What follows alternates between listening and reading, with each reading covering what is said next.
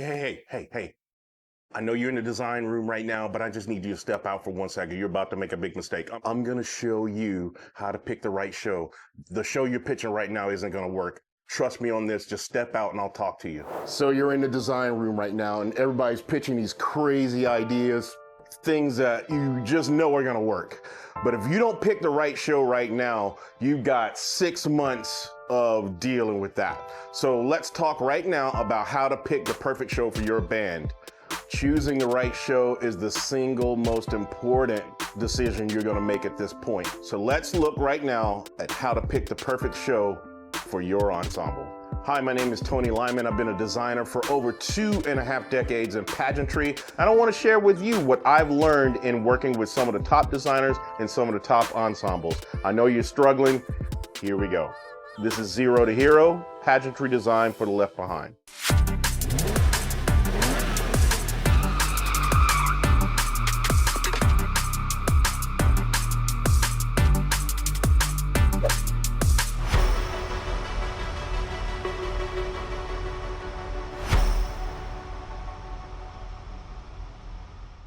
Choosing the right show is the most important decision that you're gonna make in your ensemble. So let's get it right. All of those great ideas may not be a good idea. I wanna quote the famous erudite philosopher, Mike Tyson, who once said, "Everybody has a great plan until they get punched in the mouth." And that's what it seems like when we do pageantry design. Every time we sit and we're looking at our shows and we're like, man, this is gonna be awesome. I saw such and such do this, and we want to do that exact same thing for your band. And then you get into the design and you get the actual parts, you get the drill, you get the choreography, and it doesn't turn out to be exactly like what inspired you.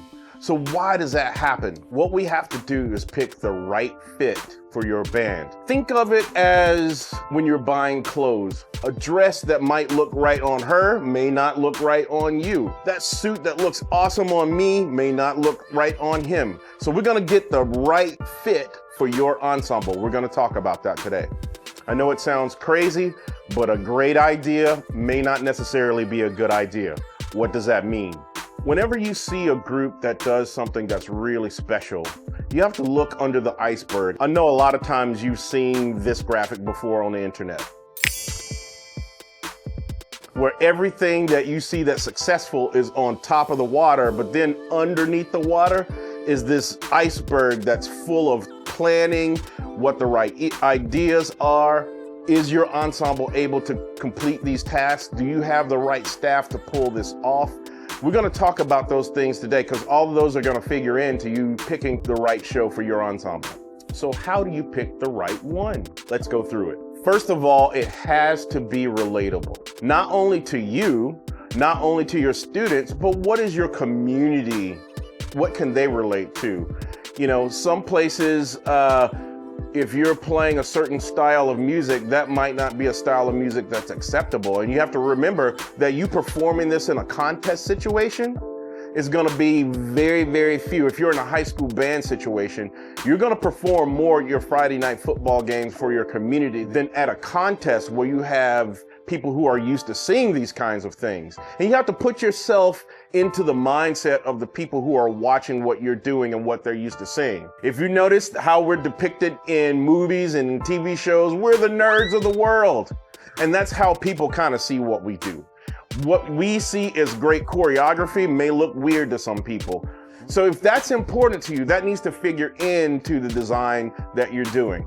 Also, you need to look at, is the subject matter appropriate for your community? A lot of people get in trouble because some of the subject matter they may tackle that may play well with a pageantry audience, and it may be unfair to put your students in that situation. So how do we hit that mark of making sure that what we're doing is relatable to all of our audiences that we will perform for? Also, what can the students relate to? Where are they on their journey in understanding pageantry? There are a lot of tropes in pageantry that we've all come to accept. But sometimes we're looking at a spectrum of students from a freshman all the way to a senior in most cases. And do they have the understanding of what these things mean? Do they have the emotional maturity to pull some of these things off? Is it something that they feel good about? If they feel good about it, you'll know immediately. Now, we shouldn't just pick only things that they can relate to, because there is a certain level of discovery and growth that comes in picking subject matter that they can grow into. But you have to understand the aggregate opinion and the aggregate feeling about what you're doing. We want this level of believability, that the students feel what they're doing. If they feel what they're doing, they have a better chance of projecting that to the audience. Where are you in your journey as a band? How mature are your students? Are you rebuilding? Do you have mostly freshmen who are just trying to survive in the activity? Do you have a number of seniors that have seen it and been through it for a long time and they have the maturity to do these things? Those things can factor into the type of material that you're going to pick for your show. Whenever we see top performing ensembles do something very emotional, those students are emotionally mature. They've been trained. They understand the emotions behind it. That figures into the believability in you being able to pull off some of these thematic shows. And this is where you have to have a positive relationship with the truth. Let me say that again. This is where you have to have a positive relationship with the truth. Be honest.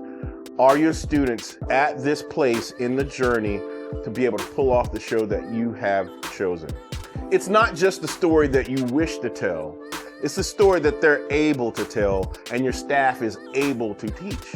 A lot of us in this Zero to Hero community, we're heroes, but we're working on a zero budget. There are pre-made shows. There are a lot of websites that sell you shows that have already been vetted, shows that have already been written. What are the advantages of doing a pre-made show? Doing a pre-made show means that the show is already written. You don't have to wait on designers to write. And we all know the earlier the students can get the material, the better success you're going to have and the better off they're going to be in the long run. They've already kind of passed the test of being effective.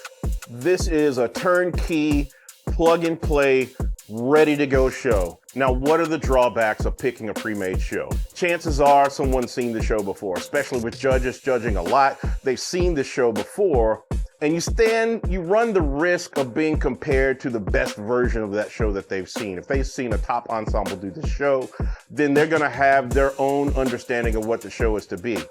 Especially if you take the show and you do something different with it, you run the risk of subconsciously not living up to expectation. It can feel very generic, very fast. And if you're in a competitive domain of trying to be unique and stand out, this might not be the route to go. Also, with all of your students and all your performers being on social media and being on the internet, chances are they've seen the show as well. Sometimes they can only be able to understand the show in the way that they once consumed it. One thing to watch out for is trying to be overly artistic in what you're trying to say with your show. And what I mean by artistic is there's this conflation of being overly abstract with being artistic. And what winds up happening is you confuse your audience, you confuse your kids, and you confuse yourself. Whenever you see a top ensemble performing something that you've seen that has been so artful, so you can't quite put your finger on it, but it's something that moved you in a way that was non-traditional. There's a lot of very, very careful planning and a lot of very smart artistic people that put that thing together. Not only that, but the maturity of the performers played a major role in pulling that off. There's a lot of training and maturity and understanding that went into the performance of that, not only the design. So if you're not on that journey, I would advise to steer away from trying to be overly artistic with your production. You don't have to be abstract to be effective with your show. Let's talk about the 4 C's in choosing your show. First, you want to be clean. Meaning that whatever skill that you're putting in your show, make sure that your performers are going to be able to reach that show. A clean show is always effective. Clarity, cleanliness is always an effect that's going to resonate with your audience, and it will be rewarded. Number 2, make sure that your concept is clear, that everything is clear. You may have heard the word or the phrase clarity of intent. What is being said? Is it being perceived by the audience? Is it clear? Are we getting confused as to what we're doing, whether it be through the design or the performance? Make sure that your concept is clear. Now, number 3 is where the big money is. Being clever. If you can do something that no one else has seen, it doesn't have to be something expensive or grandiose, but if you can come up with a little thing that makes people go, or make people feel smart, or if it's smart, actually is smart. Being clever is something that keeps the audience engaged. It keeps them, it makes the show memorable. And number 4, being concise. Say what you have to say and get off the field, or get off the floor, or get off the court. You don't want things to go on and on and on. Remember, you've got to hold people's interest for an entire 7 to 15 minutes, depending on what activity you're doing. You always want to leave the audience wanting more. Another thing to consider in this same domain is the more show you have, the more show you have to clean. And with strict timelines on how much time we have to be able to work on this stuff, you want to make sure you don't run out of time to make the show great. Clean, clear, clever, and concise, and you'll be on your way to having an effective show. Now let's talk about types of shows. This is where you really have to be careful and be thoughtful in how you choose your program. Here are several different types of shows you may have seen, and make sure that you're on the right journey with your students and your staff and your program to be able to pull these off. The first thing we'll talk about is literal storytelling. This is something I would advise you to steer away from. Literal storytelling means that you have to make sure that this show makes sense as if you're reading a book.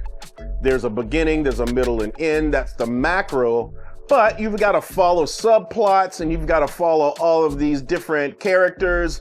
You've got to see if it makes sense, and you only have a limited amount of time. If you think about it, if you're trying to translate your favorite TV show or your favorite blockbuster film into a marching band show, think about all of the time that they have to be able to do that in a movie. At minimum, in a TV show, they have 30 minutes for this whole thing to play out. At maximum, some movies are 3 hours long. We get 7 minutes. Sometimes we get 5 minutes. So we have to make sure that Goldilocks goes into the woods, she sees the house, she eats the porridge, she runs away. All of that has to be played out in 7 minutes. So I would say steer away from this. However, if you're able to make this work, go for it. An example of literal storytelling, let's look at Pulse 2016 Brother. Now, I had the opportunity of helping with the set design on this show. What a great example of literal storytelling. We have brothers in an orphanage who are looking towards this door and banding together, hoping one day they could be adopted and make their way on the other side of this door. So if you want to check out literal storytelling done at the highest level, check this show out. Another type of show is theme and variations. Now, this is a show type that I highly recommend. These are more accessible to implement. You pick a theme and then you do a variation of that theme, meaning that you pick a topic, you pick a premise, and you find out how many ways you can execute that theme. This is where clever that we talked about earlier can come in. How many different iterations, how many different ways can we treat that theme over time? That's where our storytelling comes in. One way you know if you have a great idea for a theme and variations is if you right off the bat come up with a million different ways you can do it, and you just have to figure out how many of those you can do within the time frame that you have. There's more on the cutting room floor than you actually put in the show. So theme and variations is something I highly recommend. This is an instance where everyone can have their ideas pitched and thrown into the show, and then the producer of the show or whoever the artistic director is can edit from there. An example of theme and variations would be Blue Coat's 2015 Downside Up. Even in the title, you understand this show. What's up is down, what's down is up. And they explore this visually, musically over time. And what's so interesting about these types of shows is that the audience plays a game with themselves of finding all the little Easter eggs in the show that relate to the overall theme. It keeps them engaged. It keeps them waiting for more.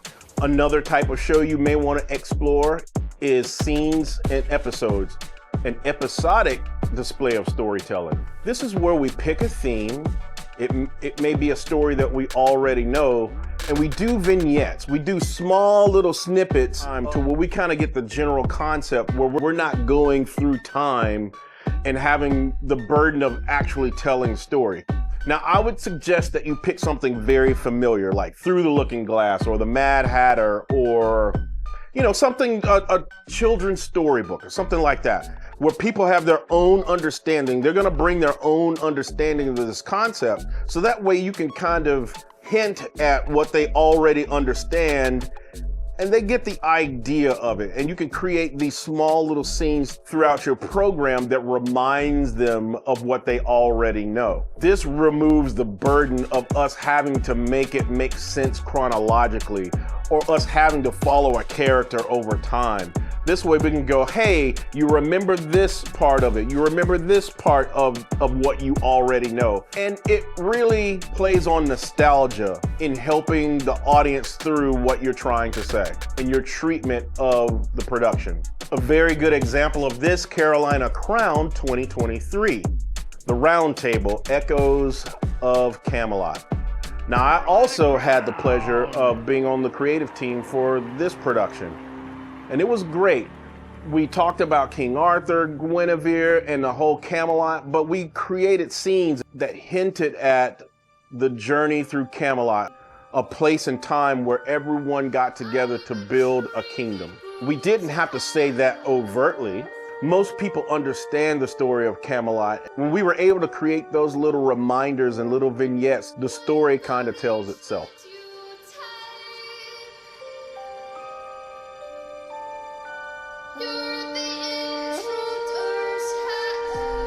It's not just one story, it's many moments. This is great for bands or ensembles that want flexibility in their programming and in their storytelling. Think of it as a modular storytelling. We take these modules and put them together, and overall, they tell a greater story. Now, one of the most difficult ways of creating a show is what I call impressionism.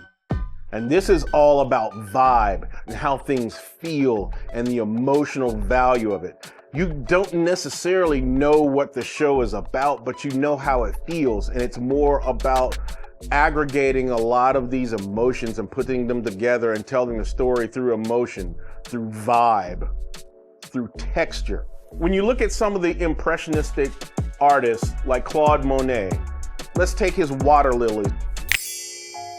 When you look at water lilies, you kind of see it. They're not exactly outlined. It doesn't look photorealistic, but there's something with the colors and how the texture of the paint works that puts you in a certain mood. This is how this storytelling happens in pageantry. Now, this is perfect for the most advanced group. Create mood without explanation. The dangers of this is that it takes an advanced design team, it takes advanced performers, because every nuance has to be perfect so that the performance or potential gaps in the storytelling don't take the audience out of the vibe that you're trying to create. Some of the masters of doing this are Broken City. If you've seen Kevin Shaw and Mike Jackson put together their productions, this is something that they're very, very good at doing. If you've experienced some of their programs, you'll leave there going, if someone asks you, hey, what was the show about? You go, I don't know. I know a lot of times when I watch the show, I don't know what it's about, but the overall impression is, that's the most amazing thing that I've ever experienced. And the key word is experience. It draws on an emotion to create an overall experience that's unforgettable.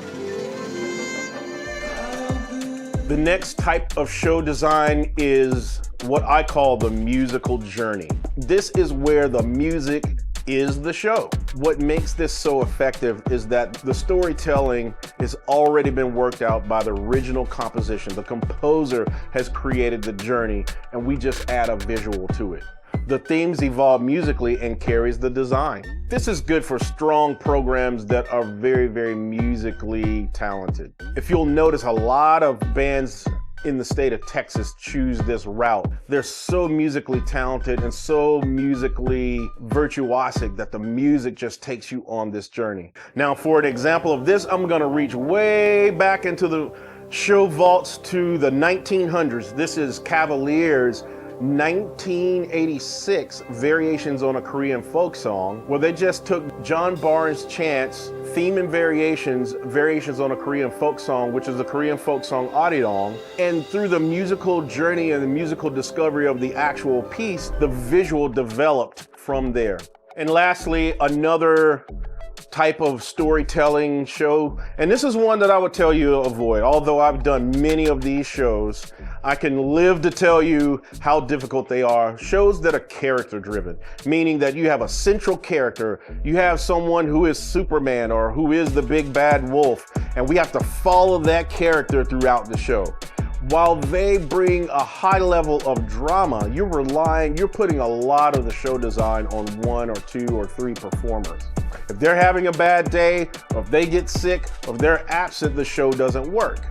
However, if you find a magical performer, if you find people that are just really over the top and really able to sell it, this is a great way to build a show off of a few individuals' super talents.